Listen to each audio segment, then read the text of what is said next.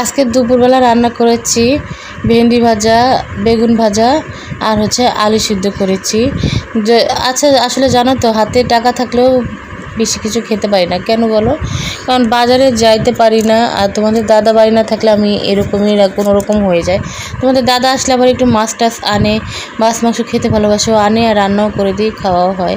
তো এইদিকে খাওয়া দাওয়া করে একটু শুয়েছিলাম। তারপর আমি এখন আসছি বিকাল, প্রায় এখন সন্ধ্যা 7টা বাজে। এখন আমি আসছি বাজারে বাজার করতে। দেখেই বুঝতে পারছো ঘেমে গেছি, এত গরম পড়েছে বাইরেটা। তো এইদিকে আমি এখন তেঁতুল নিলাম, তারপর একটু তরকারি বাজার কিছু নিয়েছি বাইরে। এতটা আর একটু ভিডিও করতে চাইছিলাম বাইরে, কিন্তু আমার নেট শেষ হয়ে গেছিলো, তাই জন্য ভিডিও করতে পারি নাই। তো আমি এখন বাড়িতে এসেই তোমাদের দেখাচ্ছি কী এনেছি। এদিকে আমার শাশুড়িকে উনি বের করছে তরকারিগুলো। আমি 1 বস্তা চাল এনেছি, চালটা ওই দেয়ালের কোনায় আছে, মানে সামনের ঘরে। আর এদিকে এনেছে 3 কেজি পেঁয়াজ একটু দাম কম পেয়েছি। 3 কেজি পেঁয়াজ নিয়েছে 50 টাকা, তাই 3 কেজি নিয়েছি, আমার সারা মাস হয়ে যাবে। 2 প্যাকেট সাদা তেল নিয়ে আসছি।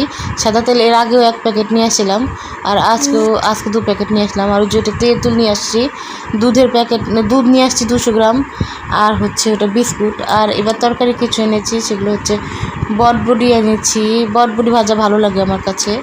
আর পাট শাক এনেছি, পাট শাক না, কলমি শাক এনেছি 2 আটি।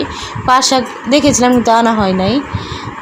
আর এই কাঁচা টমেটো আনছি, 10 টাকার কাঁচা টমেটো আনছি। তারপর পটল নিয়ে আসছি, লঙ্কা নিয়ে আসছি, সব রকমের তরকারি অল্প অল্প করে নিয়ে আসছি।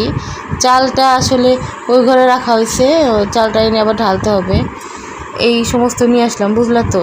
এখনও মাছ তরকারি কিনতে হবে, এগুলো আর কিনতে টাইম পাই নাই, মানে আনতে পারি নাই।